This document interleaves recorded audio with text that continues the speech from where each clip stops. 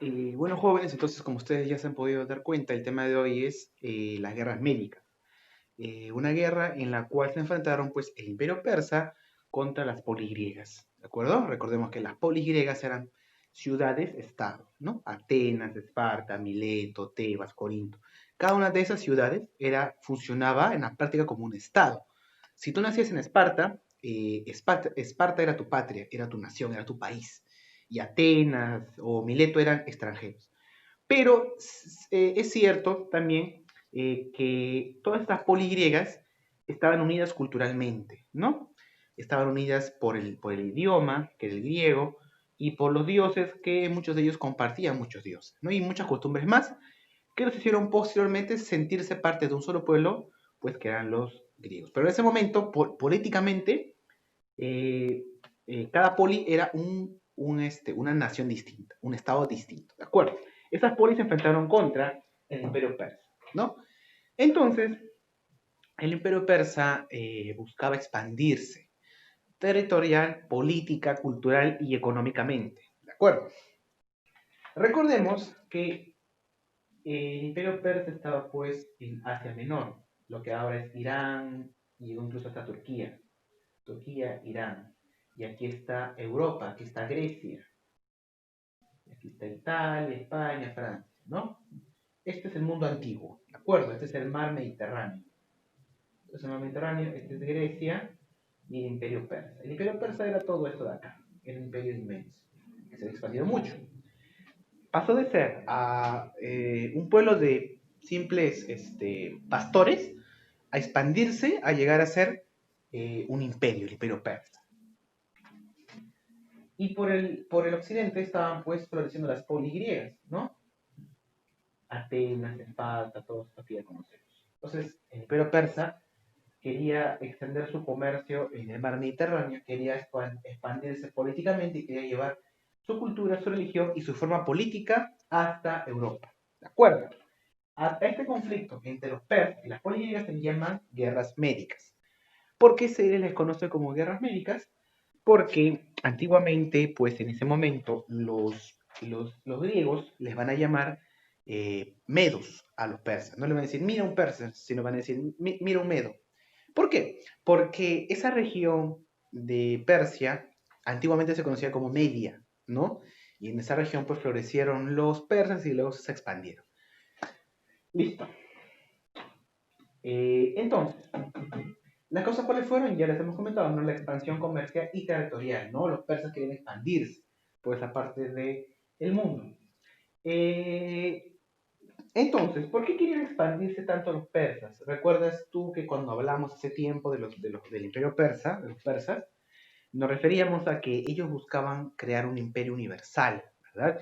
La misión que ellos tenían era de expandirse por el mundo. Ellos sentían que tenían esa responsabilidad. Recordemos que el mundo conocido en aquella época, hablamos del mundo antiguo, ¿no? De la edad antigua, era solamente pues Asia y un poco de Europa, el norte de África no se conocía mucho, entonces esto de aquí era el mundo conocido, ¿no? Ellos no conocían pues Australia, América, la Antártida, ¿no? Ellos no conocían nada de eso, para ellos el mundo era esto, entonces para ellos, para los persas, ellos querían conquistar esto que era el mundo, ¿no? Y aquí lo pudieron hacer casi posible porque era muy factible de que ellos conquisten esta parte, estas poligriegas. ¿Por qué? Porque los persas tenían un imperio mucho más importante, tenían un ejército muy exponente, tenía una flota de barcos muy desarrollada, muchos soldados. Entonces para los persas era pan comido, ¿no? Someter a las poligriegas. Entonces, en las guerras médicas podemos ver tres etapas. En la primera, el rey Darío, un emperador histórico del Imperio Persa, comienza con estas invasiones, ¿no? A las polis griegas, principalmente a Atenas. Llega al puerto, a la llanura de Maratón. Ahí combaten los persas contra los atenienses. Finalmente los atenienses vencen. Es ahí donde un soldadito llamado Filipides eh, quiere llevar este mensaje desde Maratón hasta Atenas, que es más de 30 kilómetros más o menos. ¿Cómo lo hace? Corriendo. Entonces cuenta la historia de que cuando se llevó a cabo la batalla de Maratón, Ganaron los atenienses, los griegos, y entonces este soldadito, muy alegre, quiere avisar la buena noticia a Atenas y va corriendo. Corre, corre, corre, 30 kilómetros. Después de haber combatido, después de haber luchado y sigue corriendo, llegó hasta Atenas, las puertas de Atenas muy exhausto y les avisó a la población y a los funcionarios, señores, hemos ganado. Y se desplomó y murió. Es por eso que se le recuerda a Filipios como un héroe de la guerra de las guerras médicas. Y se recuerda mucho. Es por eso que su tradición, ahí nació pues la tradición griega de correr una maratón. De ahí viene el nombre, ¿no? Correr una maratón. Hasta el día de hoy en las Olimpiadas, en los Juegos Deportivos, siempre está presente la maratón, que consiste en correr muchos kilómetros, ¿no? Por las calles, por los campos, ¿no? Eso es una maratón. De ahí viene, ¿no? De la batalla de maratón. En la segunda etapa ya no está el rey Darío, sino su descendiente, el rey Jerjes. Él busca ya llevar esta guerra al siguiente nivel, ¿no? Incluso busca también comunicar que van a llegar los persas a las polis griegas y que ya se vayan preparando. Es ahí donde se forma la Liga de Delos, ¿no? ¿Qué cosa es la Liga de Delos? Sí, es una confederación donde se unen distintas polis griegas para defenderse contra los persas, ¿de acuerdo? Eh, Dentro de toda la confederación, es decir, dentro de todo el ejército de los griegos, los que más destacan son los espartanos, porque los espartanos tú sabes que era un pueblo que vivía para la guerra, ¿no? Consistía en una preparación intensa para los que postulaban o que se preparaban para ser soldados espartanos, ¿no? Y desde los 7 años eran separados de sus madres y eran preparados estricta y rigurosamente para ser soldados profesionales, ¿no? Entonces, los mejores preparados de la época eran los espartanos. ¿Y quién comandaba a los soldados espartanos? El rey Leónidas, ¿no? Que él mismo fue a la guerra. Y Leónidas era un gran estratega militar. Incluso al darse cuenta de que la flota persa era muy superior a los griegos, los hizo, los hizo llevar a los persas hacia hacia un pequeño desfiladero. Era una especie de camino muy, muy angosto, ¿no? Entonces los persas iban a caminar por aquí y era una especie de entrada muy diminuta. Entonces, si los persas eran 300.000 o 200.000 y los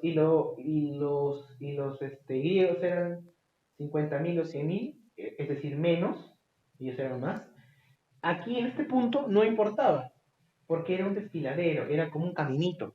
Entonces, los griegos esperaban aquí y los persas entraban uno por uno y los iban enfrentando así. Entonces, de este modo, equiparaban un poco los niveles de poder. Finalmente, a pesar de ello, los persas vencen a los espartanos y caminan hasta Atenas. Pero cuando los persas llegan, se dan cuenta de que Atenas está despoblada, está vacía, no hay nadie en Atenas. Incluso está toda dejada como si lo hubieran abandonado en un solo momento. Y los persas llegan y se sienten triunfadores y todo ello, celebran, la incendian, la saquean, pero ya no hay población ateniense. Es ahí donde los griegos continúan, o los atenienses, mejor dicho, continúan con su plan. ¿Cuál era el plan?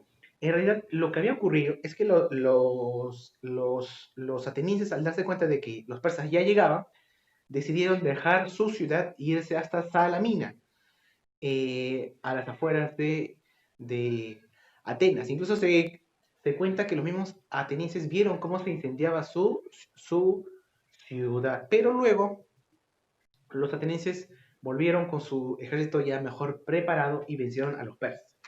En la tercera etapa ya finalmente se vencen los persas, la Liga de los vence a los persas y los hacen regresar hasta su patria. Es ahí donde se consuma la victoria de las polis griegas. Ahora, ya, cuando hablamos de polis griegas, el imperio persa, no solamente nos referimos a un imperio contra ciudades, sino nos referimos a dos sistemas políticos muy distintos. Esta era una monarquía y muchas de las poligriegas eran democracias. Entonces, esto de aquí nos ayuda a entender cómo funcionan las guerras. Y lo que yo te puedo decir es de que esta es como una ley, ¿no? En el campo de la guerra, de- en el campo militar. Una guerra no siempre la gana el que tenga el mejor ejército, las mejores armas. Cierto, los griegos tenían para su época mejores armas, estaban mejor preparados y todo ello. Pero lo fundamental, por lo que ganaron a la larga, pues no finalmente la guerra, no fue por eso, sino que como yo te digo, ¿no? La guerra no siempre la gana el que tenga mejor ejército, el que tenga más armas, sino el mejor, la guerra la ganan el país que tenga el mejor sistema político y las mejores instituciones. Siempre. ¿Por qué? Vemos estos dos casos. En el Imperio Persa, la sociedad funcionaba de esta manera. Arriba estaba el emperador, ¿verdad? Y debajo estaban unos generales que dirigían el ejército. Los demás, la población, era pues esclavos, súbditos, no tenían derechos. Esta era la sociedad persa. Pero ¿cuáles eran las sociedades de la mayoría de las polis griegas? Eran ciudades que, en donde el mismo pueblo elegía a sus gobernantes. Es decir, que no era un estado central, sino que la misma gente elegía a sus gobernantes. Y ellos eran hombres libres. Entonces se enfrentó un sistema contra otro sistema. Aquí vemos grandes diferencias. Por ejemplo, este sistema, este país, por ejemplo, puede tener mucho más dinero, mucho más presupuesto.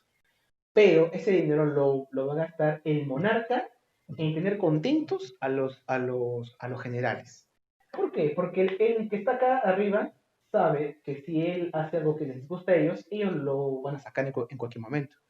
Entonces les tiene que pagar lo que corresponde para que se mantengan ahí. En cambio aquí pueden tener menos dinero, pero las ganancias se reparten de formas equitativas. Porque este de que está acá arriba, el que es gobernante de turno, no está ahí por el dinero, no está ahí porque porque le está pagando, como el caso de aquí. Él está ahí porque el pueblo lo ha elegido ahí. Esa es una gran diferencia. Segunda diferencia, el dinero ya hemos visto, ¿no? El balance. Segunda diferencia, aquí son súbditos y esclavos. Ellos pelean muchas veces sin motivación, sin ningún tipo de incentivo, porque saben que van a ir a morir. En cambio, estos de acá son hombres libres, es pueblo con armas, es pueblo con armas, ¿no? Y ellos son hombres libres y saben de que cuando obtengan una victoria, para todos ellos va a llegar una ganancia, ¿no? Un poder o alguna ganancia económica. Entonces, este es un Estado democrático, que las instituciones como la MULE, como el gobierno realmente funcionaba. Este sistema era mucho mejor que este de aquí, que solamente dependía de un solo hombre, de una sola cabeza. Por eso que a la larga este sistema venció a este. Y eso se ve en todas las guerras, jóvenes. Siempre, aunque tú veas que un país es pequeño o no tenga mucho dinero, si es que ese país tiene un mejor sistema político económico y un mejor sistema social, ese país te va a ganar. Por ejemplo, mmm, cualquier país, a ver, Perú. No, Perú sí tiene un sistema regular. A ver, ¿qué país? Ah, ya, un ejemplo claro. Corea del Norte. Corea del Norte es un país que tiene mucho poder militar, un arsenal importantísimo, ¿no? Tiene bombas nucleares. Es un pequeño país, ¿no? Con mucho dinero para las armas. Entonces todos los demás países, hasta Estados Unidos, le tienen miedo porque tiene muchas bombas atómicas. Pero yo te puedo decir, sin ser ningún brujo, ningún chamán que ve el futuro, cualquier guerra que combata Corea del Norte va a perder. Así tenga 30 bombas nucleares, va a perder. ¿Por qué? Porque su sistema actual de Corea del Norte es como el Imperio Persa. Es así. Dependen de un solo dictador. Ese dictador tiene que tener contactos a sus generales. Y el pueblo lucha porque se les obliga. ¿Te das cuenta? En cambio, si, por ejemplo, Corea del Norte se enfrenta con una organización de países europeos o Estados Unidos que tienen un sistema muy sólido, muy firme, Estados Unidos y Europa le va a ganar de todas maneras. Ellos saben eso, porque conocen estas leyes de la guerra, pero no lo hacen porque quieren evitar un conflicto grande, porque traería mucha pérdida de dinero, sería un gasto innecesario para esos países. Así que simplemente lo dejan ahí.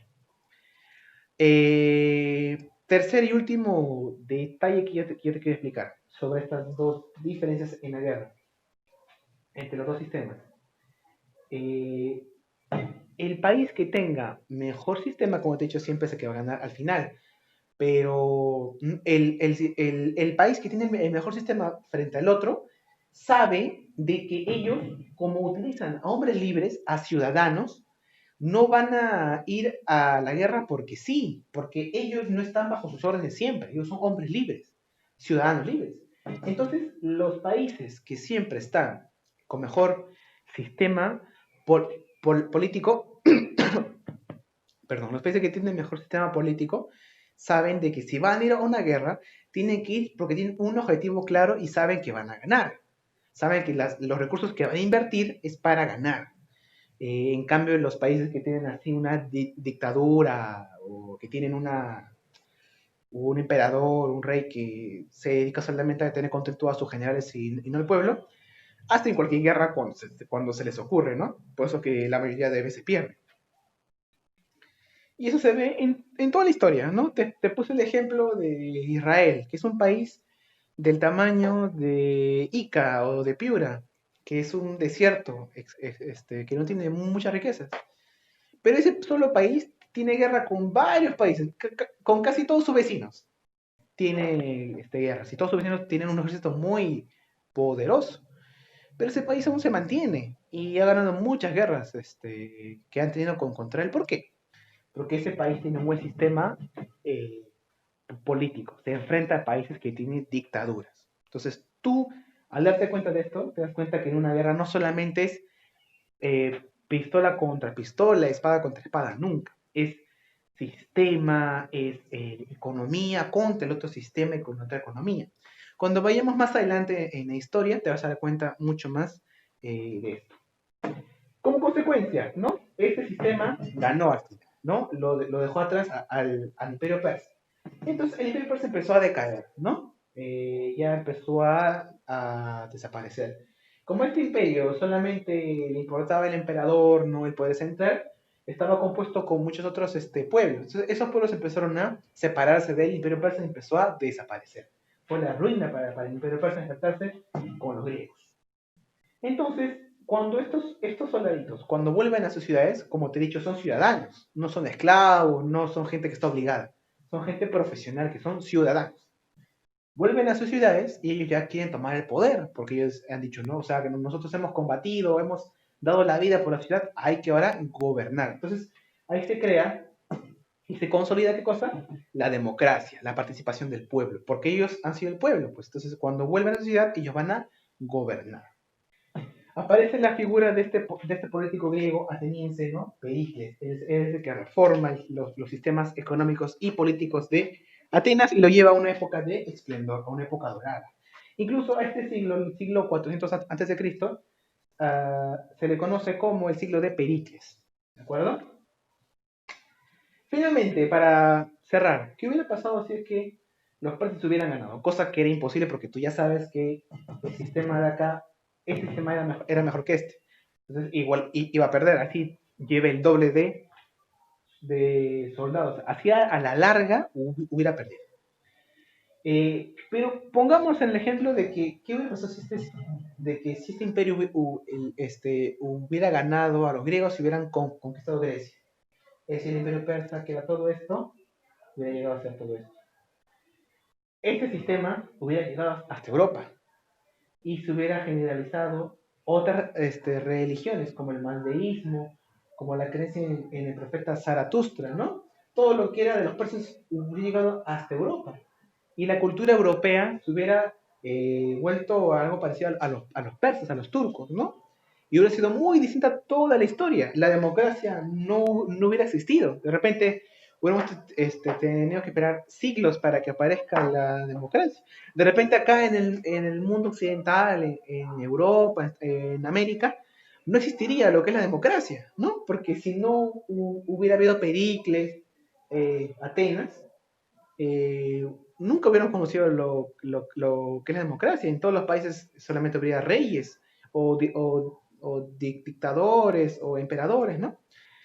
Pero este sistema fue mejor y fue el que al final ganó. Y eso se ve en todas las guerras. Y desde la época de rey Leónidas hasta la actualidad.